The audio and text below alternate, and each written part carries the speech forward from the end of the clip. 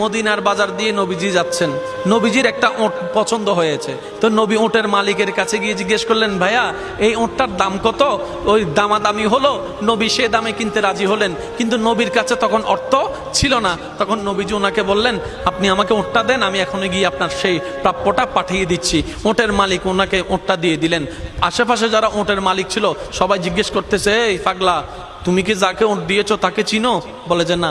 নাম জানো? বলে যে না। পরিচয় জানো? বলে যে না। ঠিকানা জানো? না। তো তুমি যে ওটটা দিয়ে দিলা, উনি যদি ওটার টাকাটা না ফাটায় তখন তো তুমি লসের মধ্যে চলে যাবা। সে ওটের মালিক বলে, এত সুন্দর নুরানি চেহারাওয়ালা কখনো বাটপার হতে পারে না, কখনো চিটার হতে পারে না, কখনো মিথ্যুক হতে পারে না।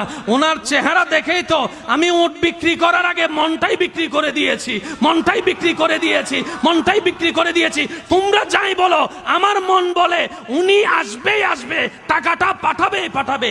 এই কথা বলতে না বলতে কিছুক্ষণ পরে নবীজির একজন সাহাবা এসে বলছেন, একটু আগে একজন ওট নিয়ে গিয়েছেন, কাছ থেকে ওটের মালিকটাকে একটু দেখতে চাই। উনি বলে যে আমার থেকে। তো উনি বললেন, আমাদের নবী আপনার থেকে ওটটা নিয়ে গিয়েছেন, ধরেন ওটের টাকাটাও দিয়েছেন, আপনাদের খাবার জন্য কিছু খেজুরও হাদিয়া পাঠিয়েছেন, খেজুরও হাদিয়া পাঠিয়েছেন। ওই ওটের মালিক বলে, ভাইয়া টাকাটাও রাখেন, খেজুরটাও রাখেন, আগে আমাকে ওনার কাছে নিয়ে যান। আমি ওট বিক্রি করি নাই, আমার দিলটাই বিক্রি করে দিয়েছি। ওনার চেহারা মোবারক দেখে আমার মনটাই পাল্টাই গিয়েছে। আমি কালিমা